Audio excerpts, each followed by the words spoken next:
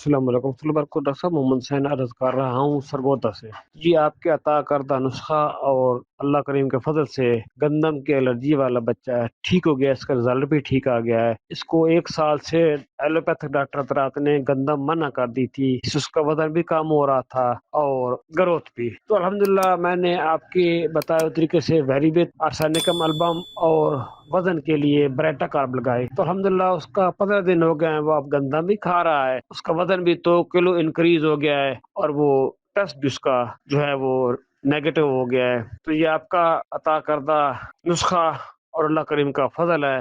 अल्लाह करीम आपको मजीद दारैन की साथ नसीब फरमाए। अस्सलाम वालेकुम।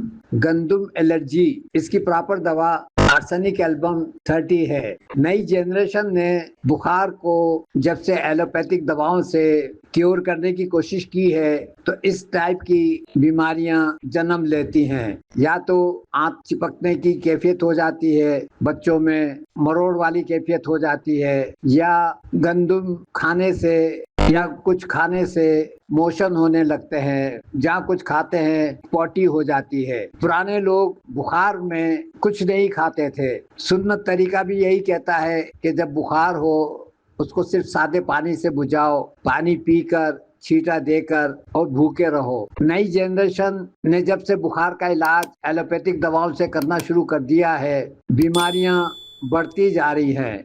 एलोपैथिक दवा खाने से बुखार वक्ती तौर से कम हो जाता है, खत्म नहीं होता।